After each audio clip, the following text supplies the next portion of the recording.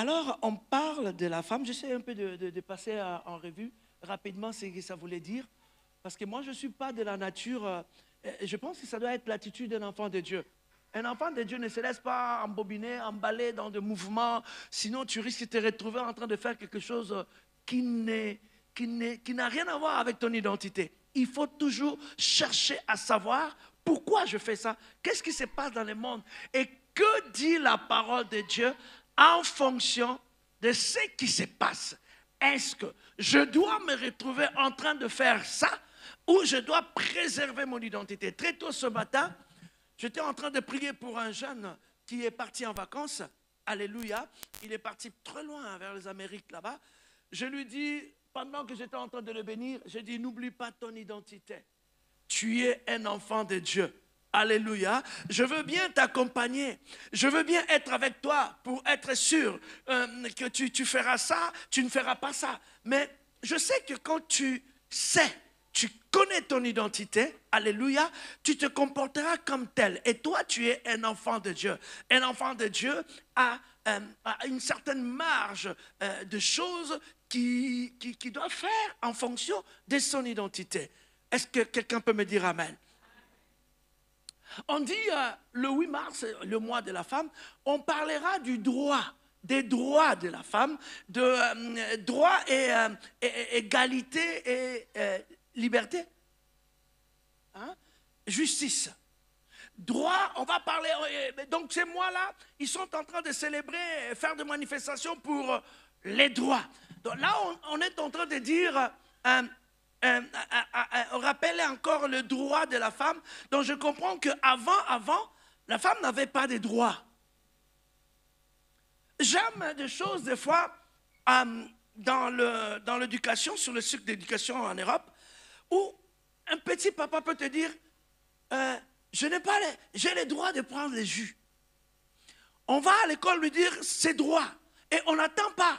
On le lui dit au plus bas niveau là. Tu as le droit de prendre du lait. Voilà pourquoi tu dis, c'est l'heure du goûter. Je n'ai pas de goûter, mais j'ai le droit de goûter à 16h. Il sait qu'à 16h, pas à 12h, à 16h, c'est son droit de prendre le goûter. Alléluia. Et quand on parle de ça, c'est-à-dire c'était enseigné, on les enseigne. Et avant, donc si aujourd'hui on est en train de parler des droits de la femme, donc c'était un être qui n'avait pas de droits. C'était un être qui était... en fait, quand on n'a pas de droits, on ne réclame pas, on subit. Égalité. Donc, quand on parle de l'égalité, donc c'était quelqu'un, une personne, un être qui était simplement marginalisé. Elle subissait dans son coin. Et il n'y avait pas de justice pour la femme. Aujourd'hui, le monde... reconnaît cela, mais je vais dire à une femme chrétienne, alléluia, quand le Christ était en train de donner naissance à la nouvelle alliance, amen, la femme a joué un rôle. Vous savez, il y a des gens, alléluia, olinga te, là je parle en ma dialecte, ça dit que tu le veuilles ou pas, ils ne quitteront jamais l'histoire de ta vie. C'est-à-dire, le Seigneur a permis qu'ils jouent un rôle. Ce n'était pas du vite fait, ce n'était pas de va-vite, mais un rôle qui t'a marqué dans ta vie. Même si la personne, tu ne l'aimes pas et que tu racontes ta vie à un certain niveau, tu seras obligé de dire, c'était Gomez qui avait fait ça. Même tu le dis d'un mauvais cœur, mais je suis désolé, tu citeras son nom. Parce que le Seigneur a voulu qu'il entre dans ta vie, qu'il passe par ta vie et jouer un rôle. Et le rôle que la femme a joué, a démontré simplement que le Seigneur ne l'a pas recalé, mais le Seigneur l'a prise là où le monde l'a recalé, là où la loi l'a disqualifié, le Seigneur l'a qualifié simplement. Il était capable de dire, Pierre, tu te lèveras le matin, c'est toi qui iras constater le vide du tombeau. Mais Dieu a dit, ça sera la femme. Comme ça, on parlera de la résurrection. Et quand on parlera de la résurrection, on parlera de la femme. Même si Pierre est venu après, alléluia, oui, Pierre aussi, pardon, il y a... Donne-moi un très bon amen. Non, Dieu a créé l'homme et la femme. Donnez-moi un très bon amen. Alors j'aime quand la Bible nous fait comprendre que la résurrection n'a pas simplement été constatée par une créature, un être, mais les deux. Hommes et femmes, ils ont constaté que le Seigneur était ressuscité. Et personne n'est resté arrière. Je prie qu'une femme acclame le Seigneur. Alors, toutes ces choses font que tu fais partie de cette histoire. On parle de la femme. Donc, rien à voir. Quand le monde va parler de l'émancipation, après, le Seigneur avait déjà émancipé la femme. Il a pris en arrière, il a mis à la première position. Le problème, c'est celui de savoir. Vous savez, il y a certains parents, aussi, si tu veux, elle a rigolé parce qu'elle sait ce que je vais dire. À force de vivre longtemps, elle sait, si tu veux voir Micheline face pas B mais C, touche sa fille exaucée, tu verras. Tu verras. Elle va disjoncter, mais tu verras. Comment ses cheveux vont se... Ça va fumer. En fait, c'est quoi le problème? L'histoire de cet enfant, la maman la connaît.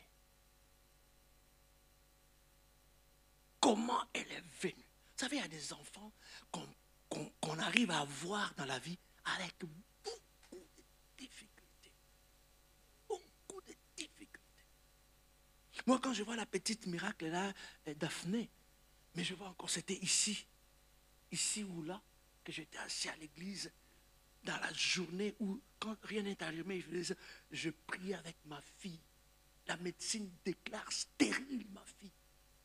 15 plus 1 médecin français, avec toutes leurs infrastructures. Il la récale stérile. J'aime ce que ma femme m'a dit. Papa, j'ai jamais su. À cette époque-là, je ne portais pas les lunettes. Hein. Mais maman m'a dit, papa, fongola misu. C'est-à-dire, papa, ouvre les yeux. Je compris. Voilà pourquoi la Bible dit, ils ont des yeux. Il y a des moments où tu as les yeux grandement ouverts, mais tu vois que dalle.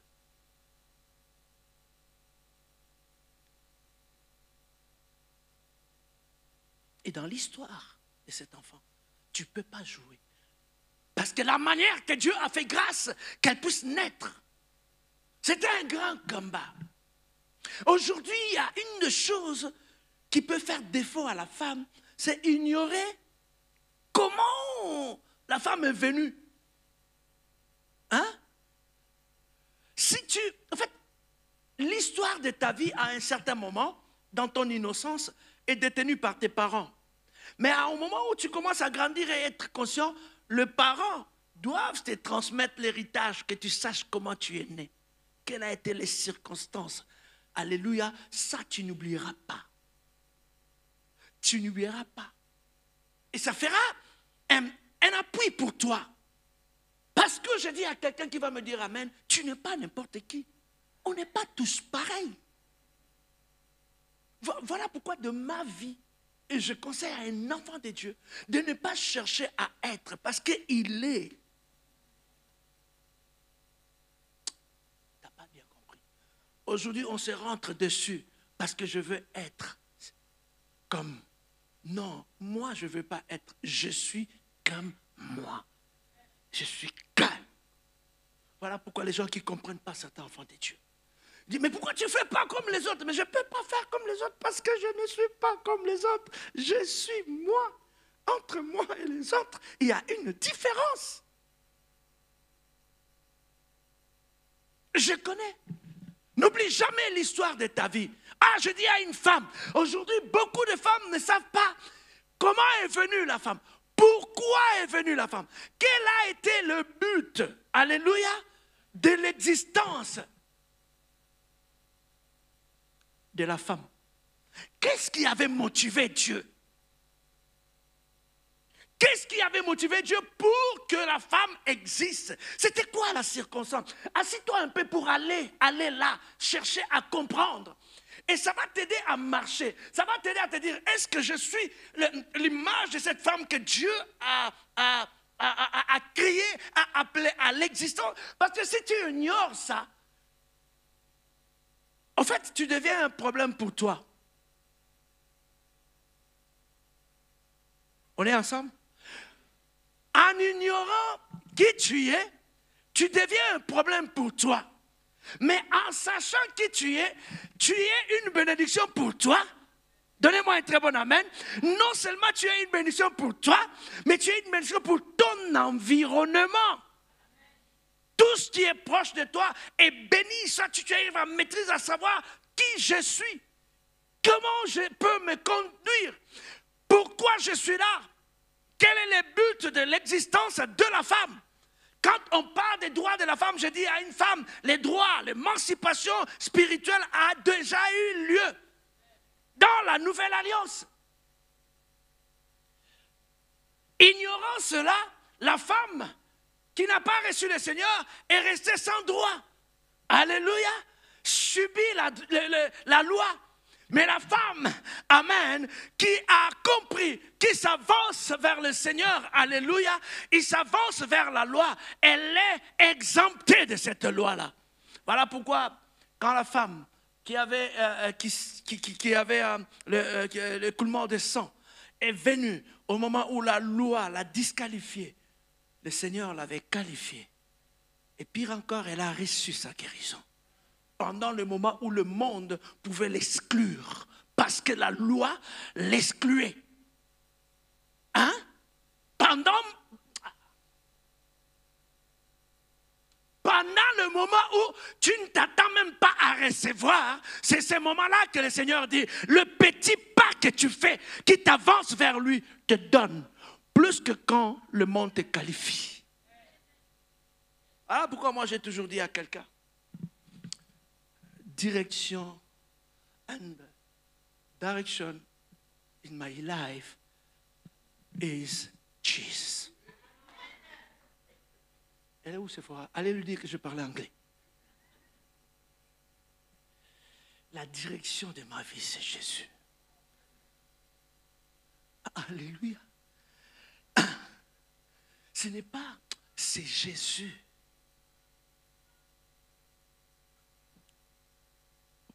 Même si le venin te pique,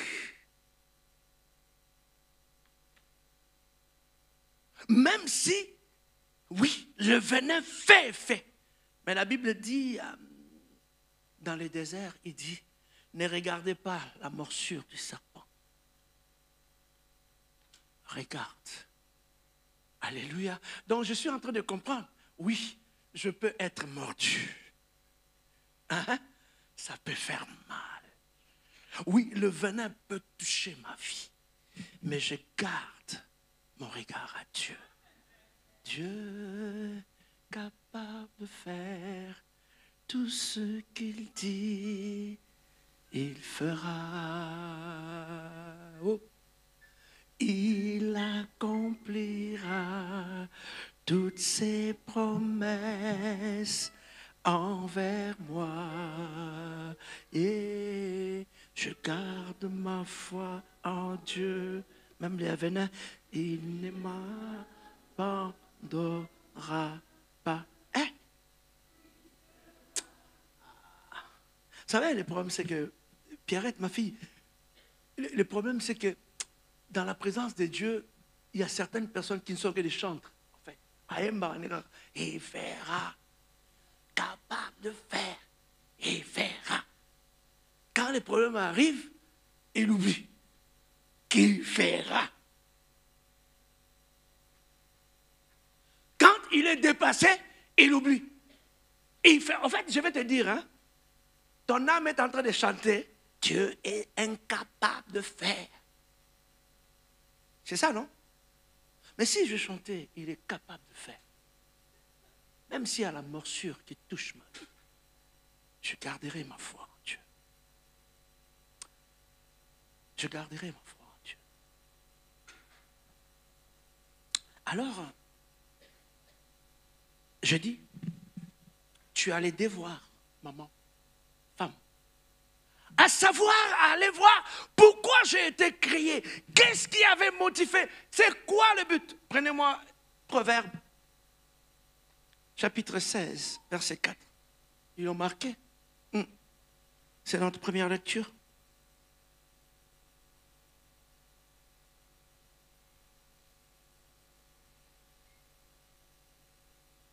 Proverbe, chapitre 16, verset 4. Je lis au nom de Jésus. L'Éternel a tout fait pour un but. Hein? Ma fille, j'aime ta voix, mais vas-y, mollo. Et appuie, but. Vas-y. L'Éternel a tout fait pour un but. Il a tout fait. Il ne s'est pas réveillé comme ça, il crée comme ça, sans non. Il a un but. Même le méchant. Ça, c'est papa Alex. Alléluia. C'est ces lignes de parole quand il m'a prêché. Même les méchants. Hein? Donc voilà, il faut pour que les jours de malheur puissent avoir un sens, il doit avoir de méchants. Oh, soyez bénis les méchants. Parce que la Bible dit de bénir aussi ceux-là qui nous maltraitent. Que le Seigneur bénisse, acclamons pour la parole. Alors, on ne va pas parler pour le méchant, on parle sur la femme. Comme nous sommes en train de comprendre que Dieu ne s'est pas levé comme ça, sans motivation, il y a quelque chose qui l'a boosté pour que toi, tu existes, pour que le prototype de la femme existe. Il a été motivé. Pourquoi? Et c'est là où nous allons aller chercher, comprendre. Alléluia. Personne ne fait... Vous savez, quand quelqu'un crée quelque chose, il met toujours on dit une notice ou un notice? Prenez la première. Il met toujours une notice. Il n'y a pas mieux que celui qui crée son histoire, un produit qu'il connaît. Et le problème, c'est qu'il veut que tu en bénéficies. Il veut que tu puisses utiliser tout ce qu'il a mis, son intelligence, son savoir, son cœur, son amour, pour que ça soit un bénéfice, une bénédiction pour toi. Et vous savez, pour nous, le Seigneur est là. Il nous oriente, il nous indique par sa parole. Et écoutez, la première existence, la première apparition de la femme, et nous allons comprendre beaucoup de choses. Donnez-moi Genèse chapitre 1, verset 26 à 27.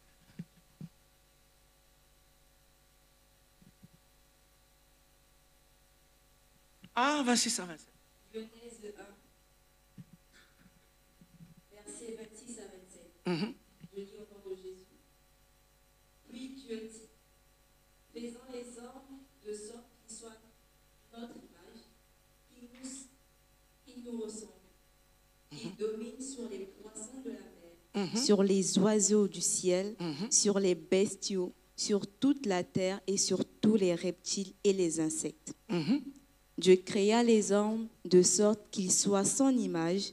Oui, il les créa de sorte qu'ils soient l'image de Dieu.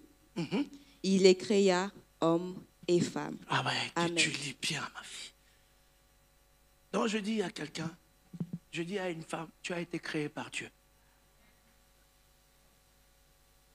Je n'ai pas compris. Tu as été créée par Dieu. Et comment ça s'est passé? Prends 2,4, rapidement. 2,4, Genèse, t'as beaucoup. Genèse 2, verset 4. Écoutez. Voici l'histoire de ce qui est advenu au ciel et sur la terre lorsqu'ils furent créés. Ok. On est ensemble? Ah, je veux que tu te réveilles un peu en acclamant le Seigneur.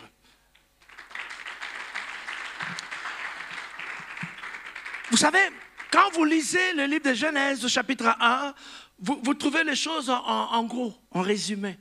Mais les détails, vous les trouvez au chapitre 2. La Bible dit, dans la version que j'ai, voici les origines des cieux et de la terre quand ils furent créé lorsque l'Éternel Dieu fit une terre et des cieux. Donc, la Bible lui-même explique maintenant dans les détails. Quand on lit là, hein, et qu'il a créé homme et femme, mais on va essayer un peu de voir comment ça s'est déroulé. Et la Bible explique. Hein, la Bible explique au chapitre 2, versets 7 à 8. Il faut que tu sois prompt, rapide, parce qu'on va bientôt terminer. Chapitre 2, versets 7 à 8. Voilà. L'Éternel Dieu façonna l'homme avec de la poussière du sol. Il lui insuffla dans les narines le souffle de vie, et l'homme devint un être vivant. L'homme devait un être vivant. L'Éternel Dieu planta un jardin vers l'Orient, l'Éden, le pays des délices. Il y plaça l'homme qu'il avait façonné. Amen. Bon. Quand nous lisons au chapitre 1, nous comprenons que Dieu a créé l'homme et la femme. Mais quand nous allons au chapitre 2, nous comprenons, la Bible nous fait la lumière pour que le premier être à être créé, c'était l'homme. Si c'est ça, vous dites amen. Voilà. Parce que si nous restons sur chapitre 1, on dit l'homme et femme. Non. Comment? Quand? Le moment, les circonstances. D'accord? Dieu va créer l'homme et va le placer dans le jardin d'Éden. Ça a retenu mon attention. Abraham, va dans la noire. Descends. Tokiti nare. Ta parole, qui t'en a dos? Ta parole est une lampe qui éclaire. Par ta lumière, nous voyons la lumière. L'âme qui pleure ne recourt qu'à toi, car tu relèves le pauvre par la foi. C'est par toi que tout s'accomplit. De ton bonheur, mon cœur est rempli. Il y a une parole que je cherche. Témoin fidèle, Jésus, mon idéal, le vrai soutien sur la terre. C'est pas ça. L'autre couplet, c'est quoi? L'âme qui pleure, c'est ça? Car tu relèves. Ou là où on parle de l'arbre de vie. C'est là? Ta parole. Cherchez-moi là où on parle de l'arbre de vie. Ah! Reviens. Reviens. L'héritage que tu lègues au sein. C'est l'arbre de... Tellement là. Vous savez, à chaque fois que je chante ça, moi j'ai toujours dit, ce n'est que la nuit que j'ai compris ce que je disais. Moi je dis, c'est l'arbre de vie au milieu de mon cœur. J'ai toujours dit ça. Et quand j'étais en train de méditer la parole de Dieu, je me suis arrêté un peu sur le jardin d'Éden. L'arbre de vie était au milieu. Ok, avançons un peu. Il les plaça dans le jardin d'Éden. En ces moments-là, la femme n'était pas encore là. D'accord? La femme n'était pas encore là. Bon, c'est un peu difficile de dire amen, quand même. Vous êtes arrivé en dernier quand même. On vous a trop vanté aujourd'hui, mais permettez de vous rappeler la réalité, que c'est vraiment la clôture de la création. C'est ça ou c'est pas ça? Gloire, je ne sais pas, intellectuellement parlant, c'est ça ou c'est pas ça? Mais c'est ça. Au moins, vous n'êtes plus encore... vous commencez à... Non, dites amen. Que vous êtes arrivé après. Je sais que le meilleur, c'est à la fin. Il n'y a pas de problème. Je sais qu'il faut mieux à la fin d'une chose que son commencement. Oui, mais c'est la fin. Ce qui est important, c'est ça. On est ensemble? Allez.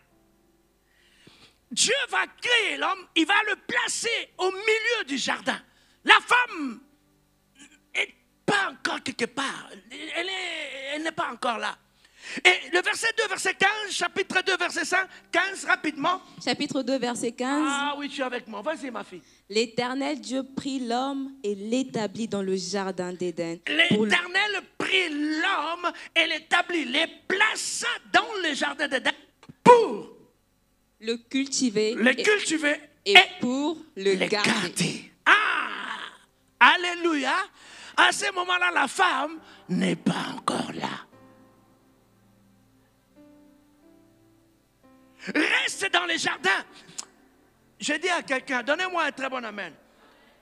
Apprenez hein, à vous investir dans les choses de Dieu. Vous savez, les enfants de Dieu ont de retenues. Ils marchent avec Dieu, mais leurs avoirs ne marchent pas avec Dieu. Je te dis ce matin, au commencement, quand le monde commence, la première des choses qui intervient, ce n'était pas la retraite, maman. Ce n'était pas les jeunes. Alléluia. Le fondement du monde arrive par les dons. Ça commence par les dons.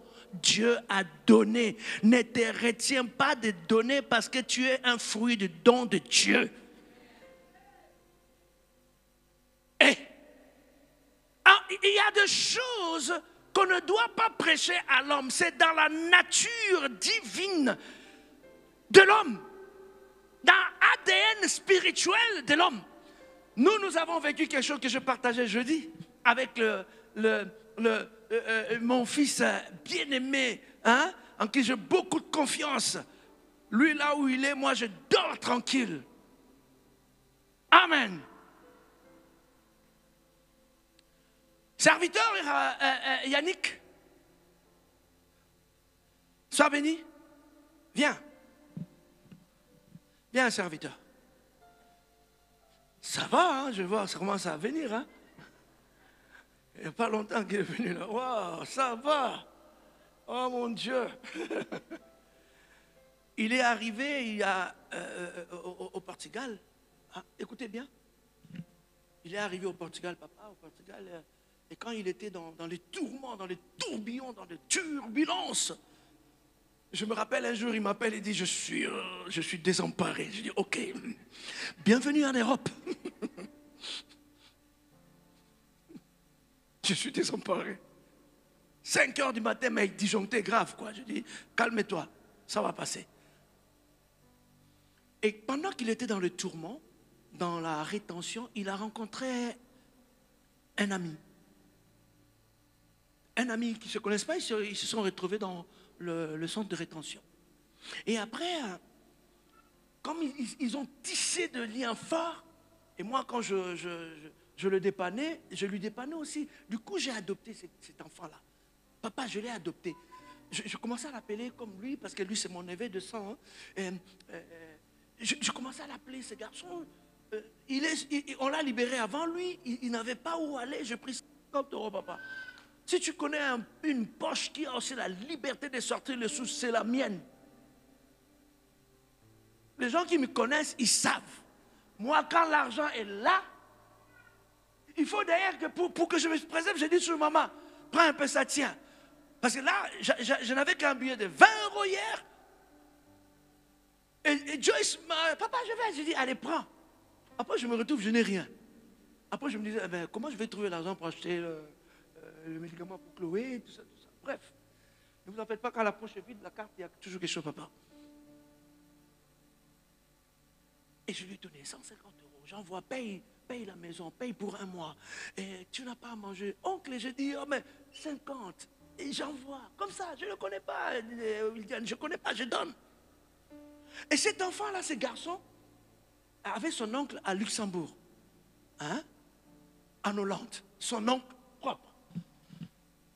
Oui, serviteur Van. Il avait son oncle en Hollande. Et pouf, du Portugal, il dit, bon, je vais aller rendre vite à mon oncle. Hop, il va chez son oncle. Je ne connais pas les garçons, je n'ai jamais vu, mais on parle vraiment, vous allez les voir. Je ne sais pas s'il il vient demain. Alors, et quand il part en Hollande, Il dit, oh non, mais moi, il y a l'oncle de mon ami, c'est un pasteur, mais c'est vraiment pour moi un pasteur, mais mon ami, je dois partir à Marseille parce que je dois aller voir l'oncle Jack. Mais c'est qui cet oncle à Marseille? Mais moi, j'ai de la famille à Marseille.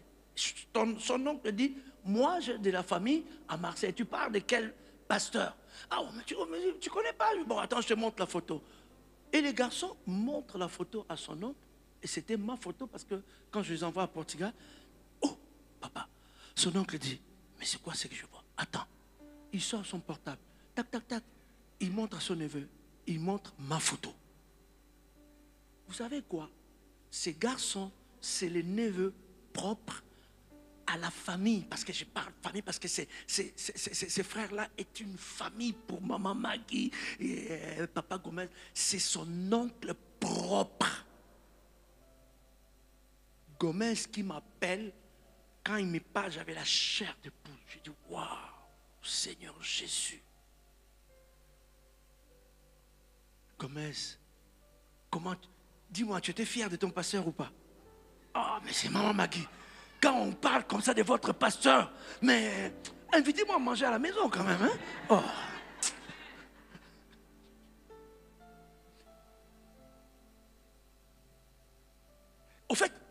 En fait, c'est comme s'il m'a donné 15 000 ou 10 000, mais j'ai senti une joie, une paix.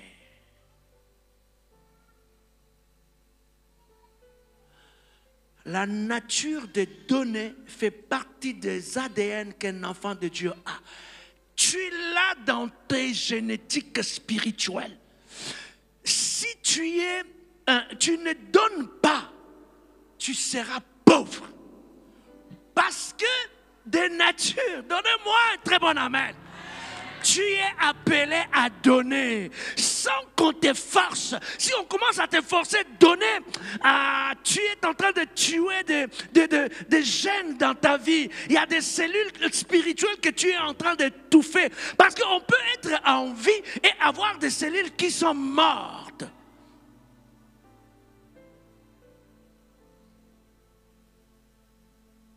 On ne peut pas pousser un enfant de Dieu. Automatiquement, quand il reçoit directement, l'alarme se déclenche. Tu es fruit d'un don. Dieu a donné. Avant que l'homme ne vienne, Dieu a mis le jardin en place. Alléluia. L'histoire du monde commence par les dons. Sois fort à donner parce que c'est ta nature. Tu recevras beaucoup. Tu ne manqueras pas. Alléluia. Quelqu'un dit amen avec moi. Wow.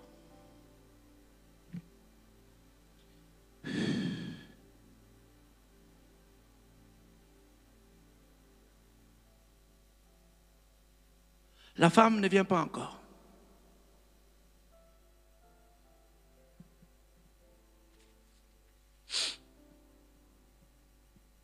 Dieu place l'homme dans le jardin.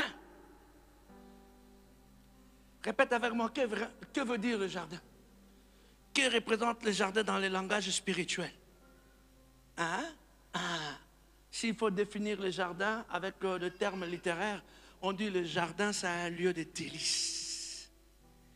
Délice. Alléluia. Donnez-moi un très bon amen. C'est un lieu de paisible. C'est un lieu paisible. C'est un lieu de repos. Hein? Qui dit amen avec moi? C'est un lieu où il y a l'harmonie. C'est un lieu où il y a l'harmonie entre toutes les créatures. Il y a l'harmonie parce qu'ils sont autour du Créateur. Je monte, hein? C'est là où peut-être on peut commencer à nous positionner pour descendre. L'Éden représente un lieu où Dieu venait. Nous avons compris que Dieu rendait visite. Il passait. Il parlait avec l'homme. Amen. Ce n'est pas l'homme qui allait vers Dieu. En Éden, Dieu est venu vers l'homme. C'est un lieu où se trouve, Dieu va placer cet homme dans ce lieu-là et il trouve sa paix pour les gens qui écrivent. Quand on parle d'Éden dans ce sens spirituel, c'est un lieu où le Créateur était en communion avec sa créature.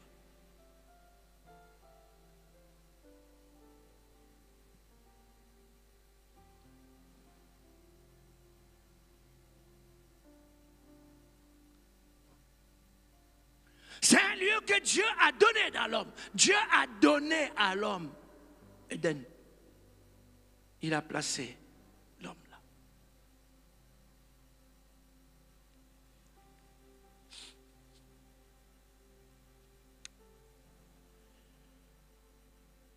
On parlera en un mot. C'est un lieu où l'homme demeure dans la présence de Dieu.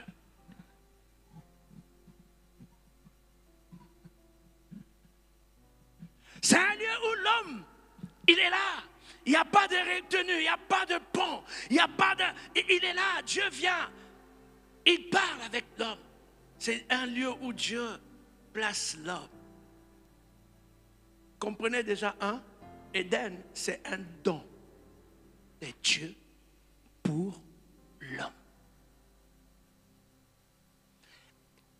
Éden, Dieu, à cet endroit-là, où il y avait l'homme, Dieu venait.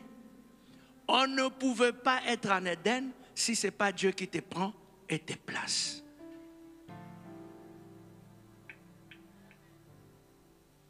Quelqu'un dit, Jean chapitre 6, verset 44. Il n'y en a pas, ma fille, mais vas-y. On ne peut pas être en Éden si pas Dieu qui t'a pris et t'a placé. Jean chapitre 6, verset 44. Jean chapitre 6. Lis-moi là très bien. Verset 44. La Bible dit quoi? Je lis au nom de Jésus. Personne ne peut venir à moi. Personne ne peut venir à moi Si le Père qui m'a envoyé ne l'attire. Et moi, je le ressusciterai. Non, c'est fini là, c'est bon. On parlera de la résurrection après. Personne ne peut venir à moi si le Père qui m'a envoyé ne l'attire. Tu n'as pas ta place en Christ de par ta force. C'est Dieu, alléluia, qui t'a pris et t'a placé en Christ. Je suis en train de dire à quelqu'un, Dieu va te prendre parce que c'est lui qui décide. Oh, j'aime dire à mon âme, la décision de notre existence ne vient pas de nous. Voilà pourquoi la fin de notre existence ne dépend de personne. Faites des complots comme vous voulez pour un enfant de Dieu. Ah, je dis à quelqu'un, il me dira Amen. Tu n'existes pas parce que ton père et ta mère se sont accouplés. Tu existes parce que Dieu savait que tu devais exister. Et il fallait un homme, ça s'appelle ton père. Et il fallait une femme, ça s'appelle ta mère. J'aime ces Sénégalais qui disent mon père et ma mère sont mes parents.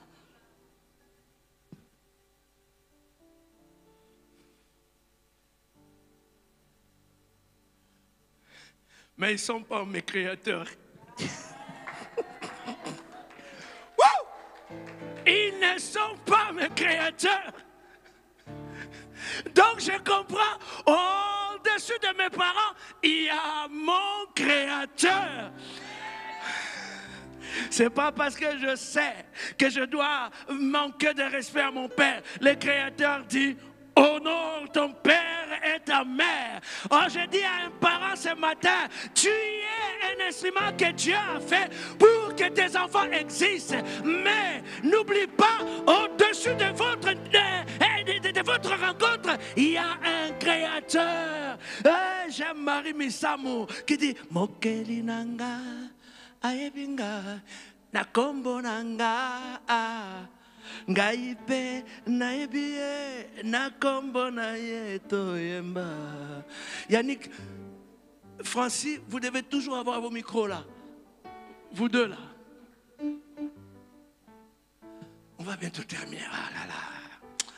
Mokeli nanga lobia yebinga nakombo nanga mame ngaipe na yebie nakombo na yeto yemba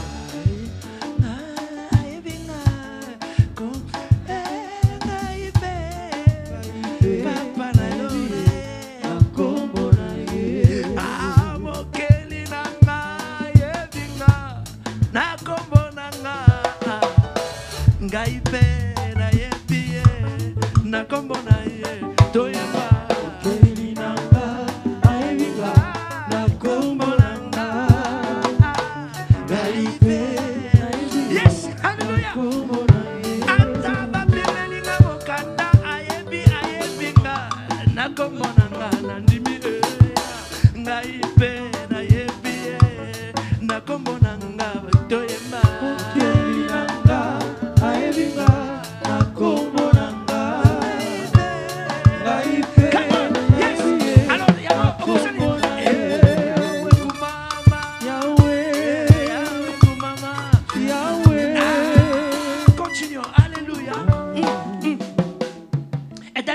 de Dieu.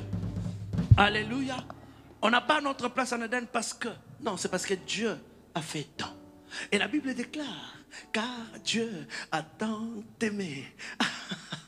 Alléluia. Car Dieu a tant aimé le monde. Il a donné. Jésus est venu représenter ces jardins-là. Voilà pourquoi Dieu va te placer en lui. Donnez-moi un petit amen. Voilà pourquoi je dis encore ce matin, waouh, mais il y a trop de similitudes entre la personne de Jésus et l'Éden.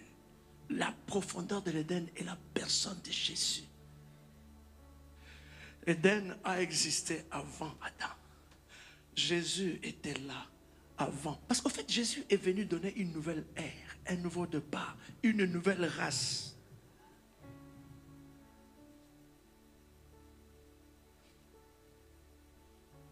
Dans la présence de Dieu. Psaume chapitre 15, verset 1 à 3. Donnez-moi 5 minutes, on termine. On s'est dit 13 heures. 15, 1 à 3. On va terminer. Dommage, il y avait beaucoup de bonnes choses. Oh mon Dieu. Psaume chapitre 15, verset 1 à 3. Je lis au nom de Jésus. Éternel, qui pourra séjourner dans ton sanctuaire? Qui pourra séjourner dans ton sanctuaire, dans ta tente? Et qui donc peut demeurer sur ta montagne sacrée? Qui peut rester dans la présence de Dieu, si on peut le dire? Qui peut trouver sa place dans la présence de Dieu? Qui peut trouver son repos dans la présence de Dieu? Qui peut trouver sa paix dans la présence de Dieu? Qui, dans la présence de Dieu, ou tout autour de lui, entre en harmonie? Qui? Vas-y. L'homme à la conduite intègre. L'homme qui marche dans, répète avec moi, dans l'intégrité. Elle, sa version dit dans la conduite intègre, irréprochable, qui ne connaît pas la corruption. Le marche dans le respect de son alliance, de son engagement. Quand quelqu'un qui est intègre, c'est quelqu'un qui a de la probité, c'est ça, probité? Irréprochabilité. Il dit des choses. L'homme qui marche dans l'intégrité est... Il pratique la justice. Il pratique. Il ne récite pas, mais il pratique la justice, intégrité, justice et qui? Et il dit la vérité. Cet homme-là dit la vérité selon son... Cet homme-là dit la vérité selon son cœur. Alléluia. Amen. Il ne calomnie pas son prochain. Il ne lui fait aucun mal. Attends. Vous savez, aujourd'hui, je termine. Rendez-vous le 10, lundi, en ligne. Vous savez, aujourd'hui, on a des problèmes. Les gens, ils pensent qu'avoir Dieu, c'est cette image, cette apparence qu'on dégage. Non. Alléluia. Ma fille, non. Celui qui a Dieu, qui a réellement Dieu, hein? En fait, on ne les force pas à faire des choses. Il fait des choses. En fait, l'Esprit de Dieu lui fait faire des choses. Comment, si la calomnie existe, s'il y a trop de calomnie du milieu des enfants de Dieu, frère, sœur, je te le dis, cache, parce que Dieu n'est pas dans ton cœur. Non. Si quelqu'un peut se lever et se dire, avoir la liberté de dire du mal contre son frère, je suis en train de dire à cette personne-là, tu n'as pas Dieu. Tu ne comprends pas que toi et ton frère, dans la présence de Dieu, vous n'êtes pas deux, vous êtes unis dans la communion. Qu'est-ce qui vient de se passer ce matin? Nous nous sommes réunis autour de la table du Seigneur. À travers cette table-là, alléluia, cela fait que nous sommes unis avec le Seigneur et unis dans la communion fraternelle. Comment je peux être à l'aise en me levant et parler du mal de mon frère? Comment je peux être à l'aise en parlant du mal de ma soeur? Et tu vas dire que Christ est en toi? C'est simple.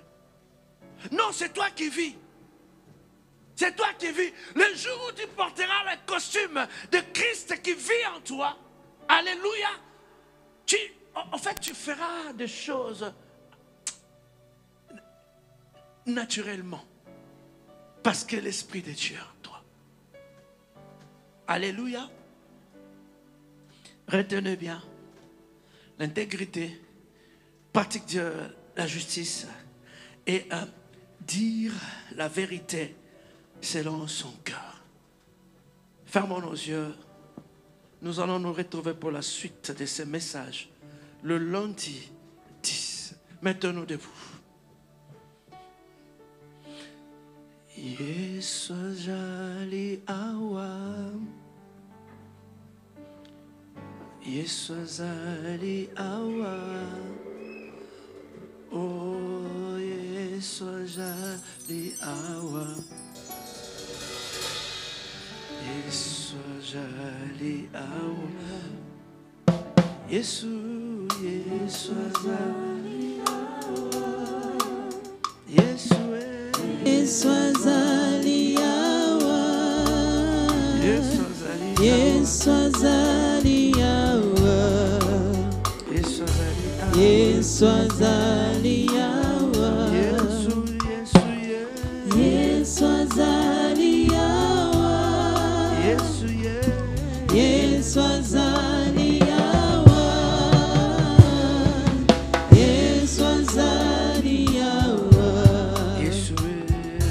Yesu azali awa. Nangamba jibitu molili nangamba Israela moye bibi esika Yesu azayeba naka présence na ye lipamboli nanga sandu kwa mibeko ekeiwa mbi ekeko pambola obende esika Yesu azayeba naka présence na ye epamboli na yo Yesu azali awa, Yesu Yesu azali awa, Yesu azali awa, Yesu azali awa, Yesu azali awa, Yesu azali awa, Yesu azali